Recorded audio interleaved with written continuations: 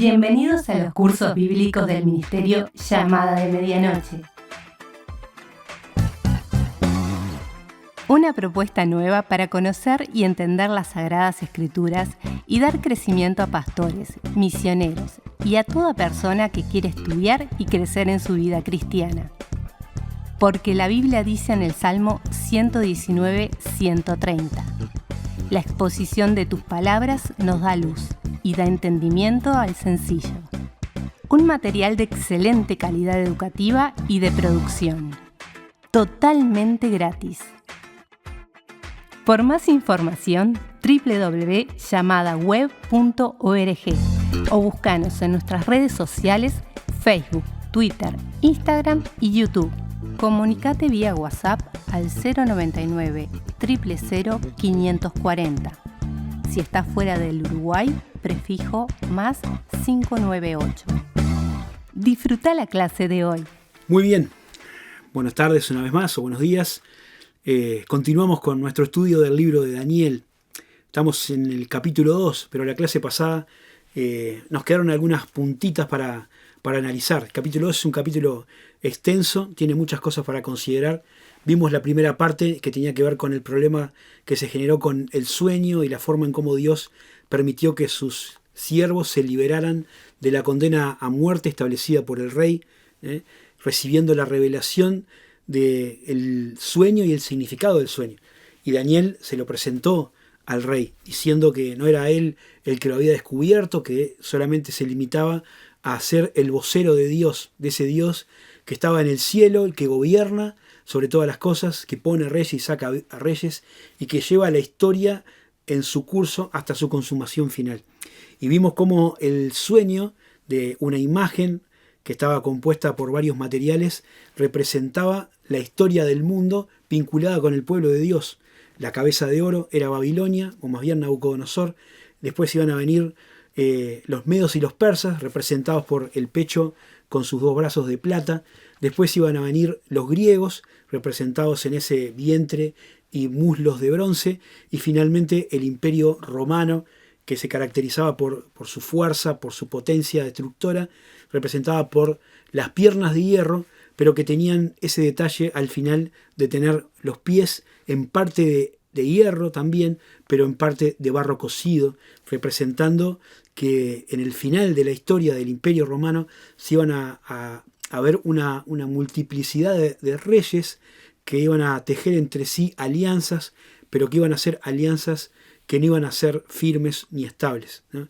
Y en ese contexto, en esa situación de la historia, una piedra cortada no con mano, que es una representación o una imagen de la intervención divina del Mesías, iba a golpear la imagen, le iba a destruir por completo, y de esa manera se iba a establecer un reino que nunca más iba a ser destruido ni iba a dejar su lugar a otro reino. Y claramente eso tiene que ver con el reino de Dios. Y ahí es importante notar que no hay, como pensábamos en la clase pasada, un cambio a un quinto imperio, ¿no? Esto lo podemos ver cuando relacionamos esta profecía o esta visión con la profecía de Daniel, que Daniel recibe en el capítulo 7 de las 4 bestias. Las 4 bestias representan también a cada uno de los 4 imperios, y ahí vemos también que son esta la cantidad de naciones que están involucradas en la profecía.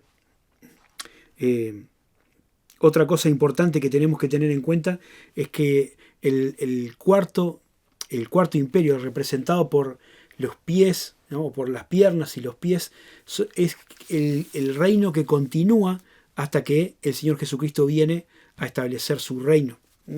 Por lo tanto, si bien no permanece visible todavía en la actualidad de la misma forma en que era visible en los tiempos en que el Imperio Romano mantuvo su fuerza y su dominio sobre la tierra, sí permanece en un estado de latencia. Hay que decir que también este tipo o estas interpretaciones tienen matices. Hay otros hermanos que interpretan o que piensan en el significado de estas profecías de manera distinta, ¿no? Y es interesante pensar también en considerar las otras cosas, pero analizando los textos y por la formación que uno ha tenido, yo me inclino a pensar que se refiere al Imperio Romano, que va a continuar en estado de latencia hasta el momento en que el Señor Jesucristo venga a establecer su reino. No se interrumpió este proceso con la primera venida del Señor Jesucristo a la tierra, sino que tiene que ver con la venida del Señor Jesucristo a establecer su reino cuando venga en gloria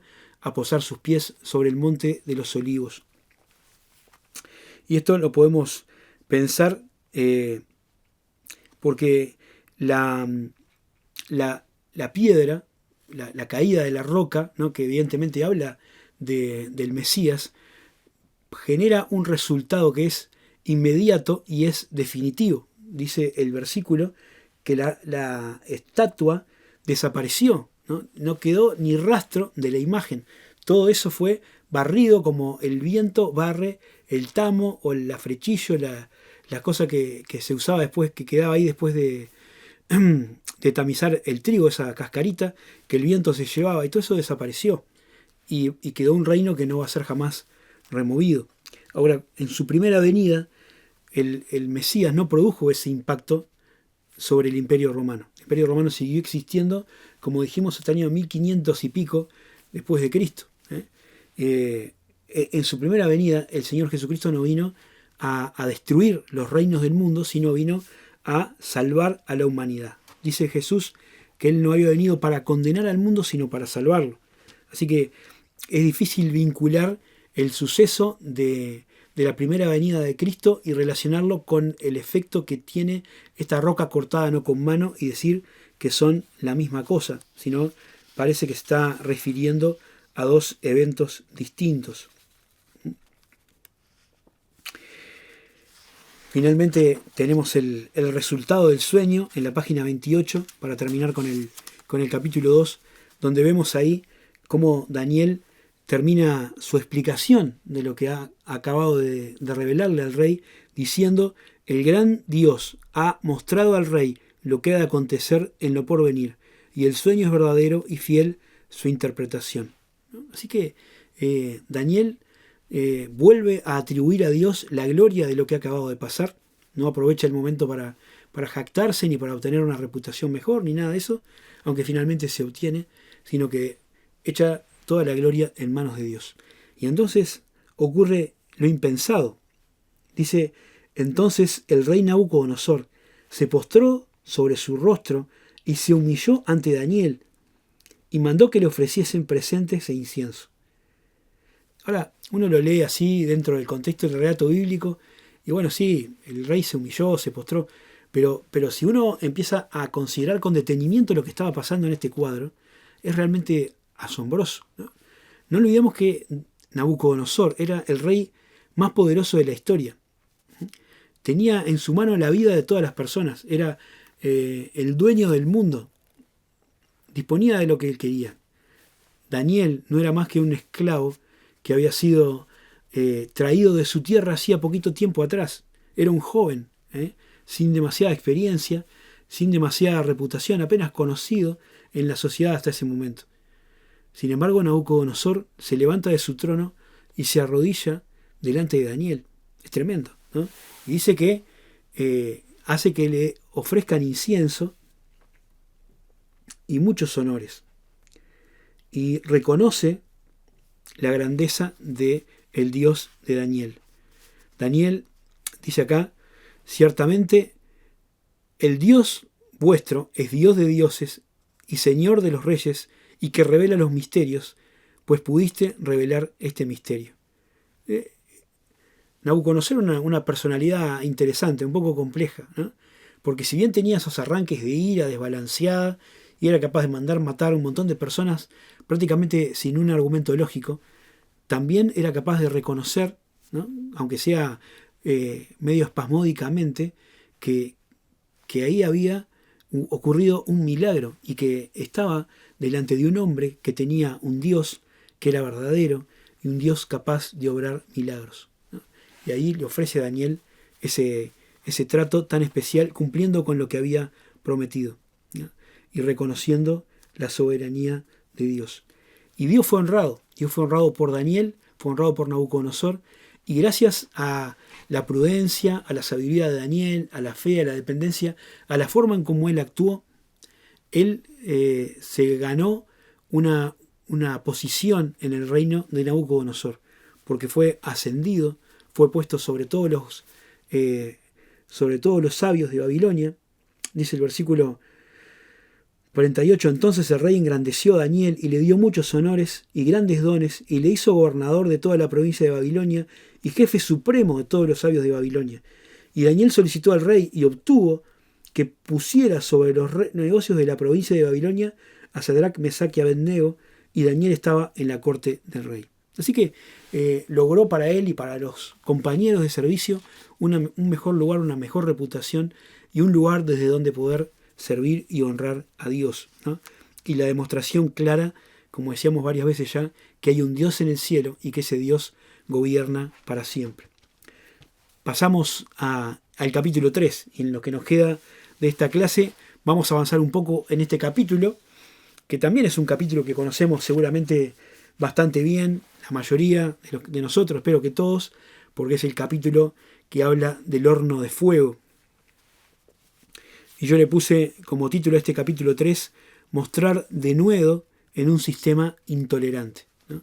Y vamos a ver cómo estos amigos de Daniel, en este caso no está Daniel, vamos a ver un poquito después eso, se enfrentan a un sistema que los quiere atropellar y obligarlos a que se postren delante de una imagen idolátrica, y ellos se resisten a hacerlo y se juegan la vida en el proceso. Así que es un capítulo interesante porque nos habla un poco de los amigos de Daniel. A veces un poco pensamos en Daniel y pensamos en un protagonista de una historia y decimos, bueno, los amigos son un poco ahí como extras de una película, que están ahí para hacerle un poco de telón de fondo, pero en absoluto es así. Y este relato se centra en ellos, que también tenían la misma convicción, el mismo carácter y la misma determinación que Daniel de honrar a su Dios y de no cometer ningún acto que fuera en contra de los principios que ellos habían creído, ¿no?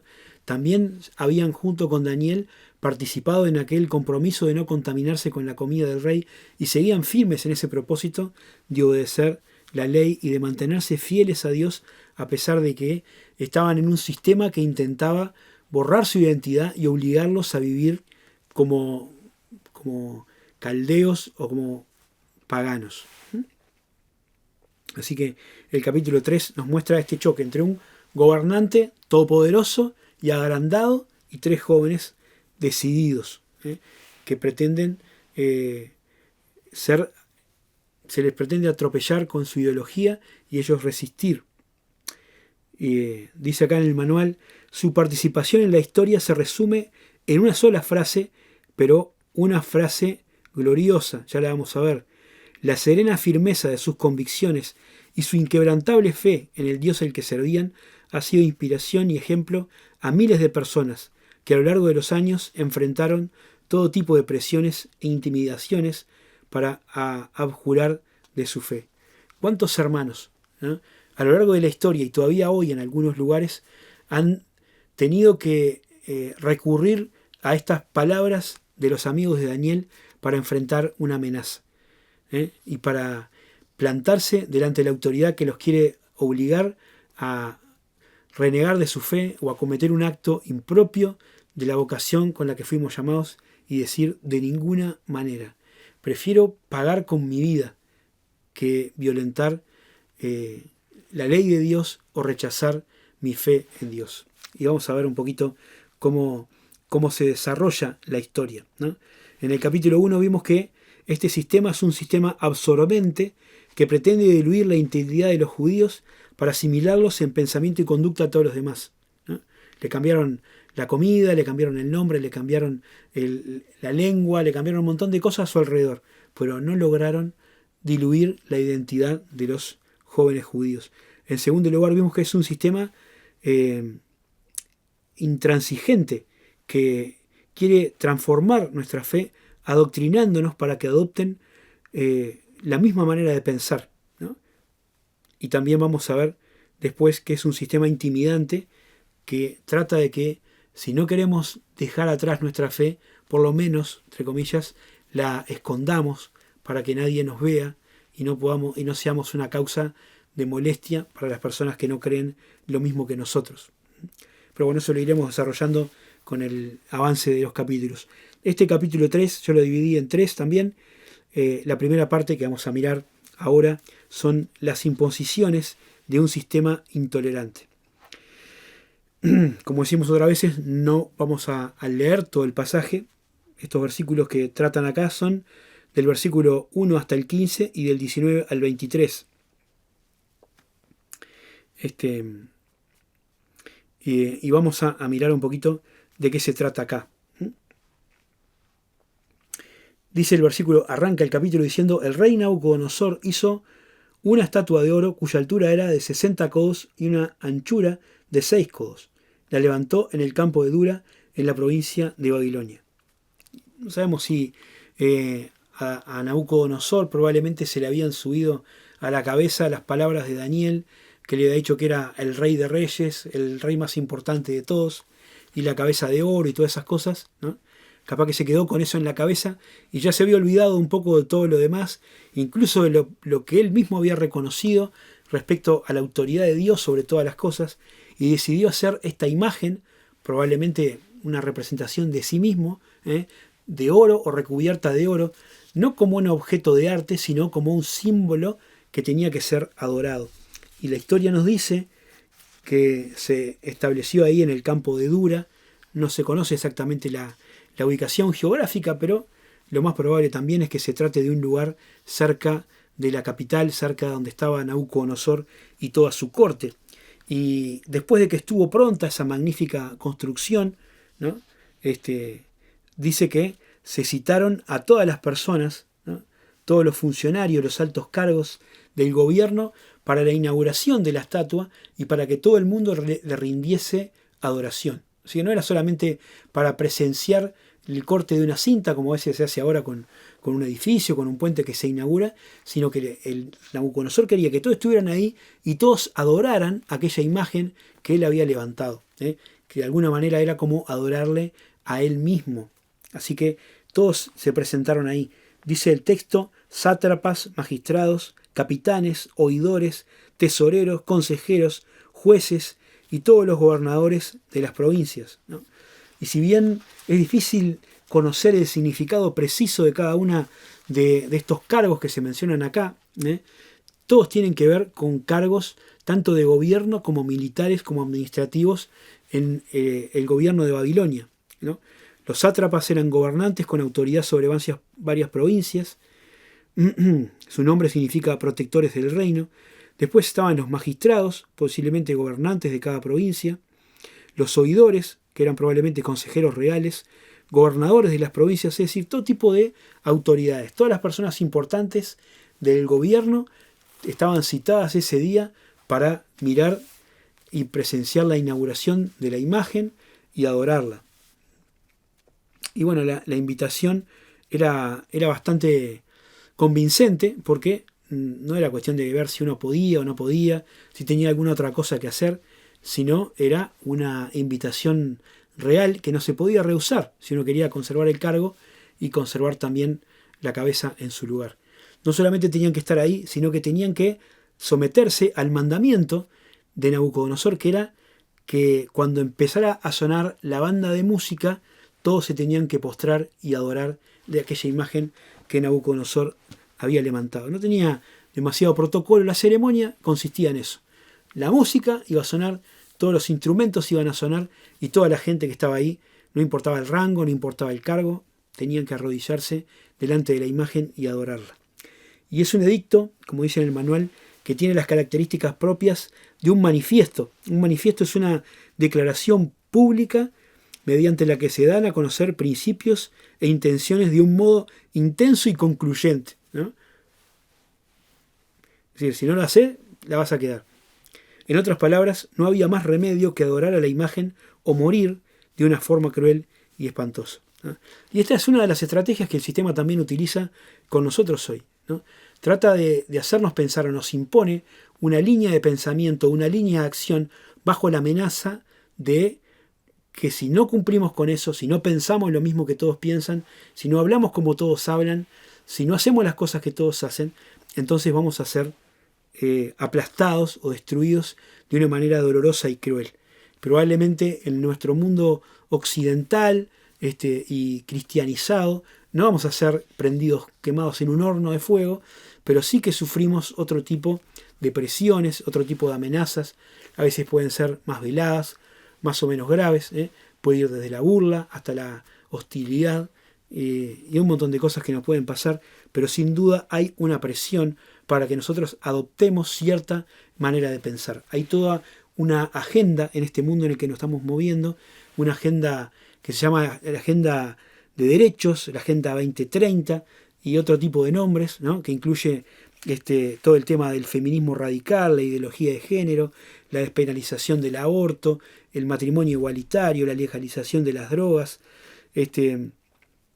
todo el tema del ecologismo exacerbado y un montón de cosas más que tienen una apariencia de ser algo bueno, positivo, ¿no? Que trae consecuencias favorables, ¿no? Por lo menos algunas de estas cosas pintan o tienen ese barniz, pero que en definitiva tienen esta misma idea de someter a toda la población a lo que es políticamente correcto, ¿no? A lo que se tiene que pensar, a lo que se tiene que decir y también a lo que no se tiene que pensar y a lo que no se tiene que decir. Hay toda una línea de cosas en las que nos podemos mantener si no queremos ser atropellados por el sistema que nos oprime para que todos marchemos derechitos, ¿no? La corrección política impone temas y silencia otros temas porque hay cosas de las que no se pueden hablar. No se puede hablar de una moral absoluta, no se puede hablar de pecado, no se puede hablar del juicio que acarrea, no se puede hablar de un solo camino hacia Dios, un Dios que declara que es el único Salvador y afirma ser el camino, la verdad y la vida, ¿no? Es un sistema que habla de libertad de expresión, habla de tolerancia, habla de amor, pero cuando uno se enfrenta a esa ideología y trata de mantener sus convicciones, entonces nos damos cuenta de cuánto dura la tolerancia y cuánto dura ese amor, ¿no? Porque somos aplastados sistemáticamente con esos métodos que el sistema tiene para aplastarnos. Así que el tema estaba claro, ellos tenían que someterse. Iba a sonar la música y todos los funcionarios tenían que arrodillarse. Ahora, como sabemos bien, Sadrac, Mesac y Abednego, Ananías, Misael y Azarías no se arrodillaron delante de aquella imagen. Dice el texto que ellos se mantuvieron en pie. Nos da a entender que se mantuvieron en pie. Y entonces entran a jugar los agentes acusadores del sistema, porque nunca faltan los que vienen a contar, ¿no? O a propagar que nosotros que tenemos otro pensamiento u otra forma de acción y intentan intimidarnos o ridiculizarnos o amenazarnos. Y ahora todo esto se manifiesta también mucho más en el entorno de las redes sociales que dan esa ventaja de estar teclado de por medio con esa bravuconería de poder escribir cualquier cosa y decir cualquier cosa desde el anonimato o desde la distancia física. Uno se atreve a mucho más cosas cuando las puede escribir en una computadorita y no decirlas en la cara a la otra persona. Y así el sistema también utiliza todo esto para mantenernos en caja o para intentar mantenernos en caja a los que creemos en Dios como hicieron con estos hombres. Dice que fueron y acusaron maliciosamente a los judíos y le llevaron el cuento a Nabucodonosor, echándole la culpa de alguna manera a él por esa situación. Ellos le dicen, mirá, ¿viste los jóvenes, los judíos deportados que vos trajiste y que vos pusiste sobre la provincia de Babilonia? Bueno, ahora, ¿sabes qué? No se han arrodillado, no te respetan, rey. Se burlan de vos. Vos dijiste una cosa y estos hacen otra. Son los que vos pusiste, mirá lo que hacen. Toda esa acusación maliciosa que estaba intentando generar en el rey una reacción violenta como la que preveían que podía tener Nabucodonosor y como que efectivamente él tuvo, ¿no? Fingiendo que les interesaba al rey y que le interesaba que respetaran al rey y que se obedecieran los mandamientos del rey, le metieron ahí la cuña para que el rey reaccionara. Así que eso pasó, efectivamente, ¿no? Y el rey, por supuesto, se calentó. Este tipo de personas están también en el mundo en que nos movemos. Y hay gente necesaria para que el sistema funcione como tiene que funcionar.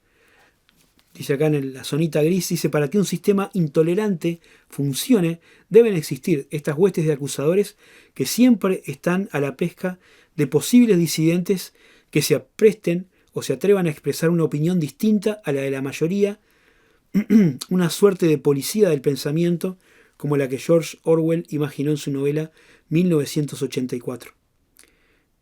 Y está interesante esa novela, si después tienen tiempo, léanla porque es muy brillante y el autor describe un montón de cosas que pasan ahora, también es como una especie de profecía.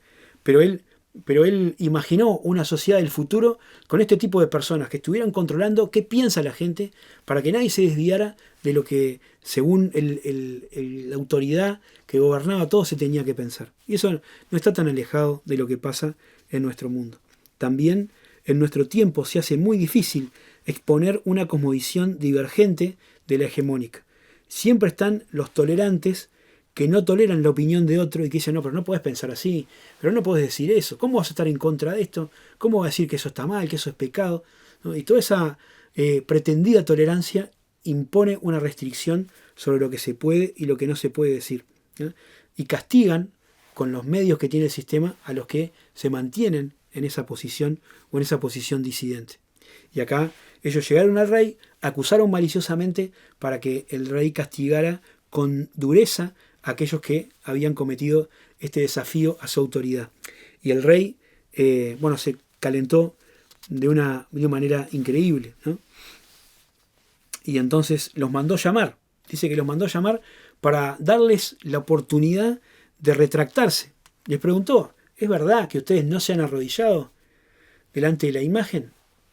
Y no escucharon, capaz que no tienen claro qué es lo que le va a pasar si no se arrodillan. Quería cerciorarse que realmente no había habido un malentendido con ellos. Primero, que no era una acusación falsa la que estaban haciendo los sátrapas que los acusaron, sino también diciéndoles, bueno, pero ustedes se dan cuenta que si no obedecen, miren que yo los voy a mandar quemar, no es una muerte linda, ¿por qué mejor no se arrodillan?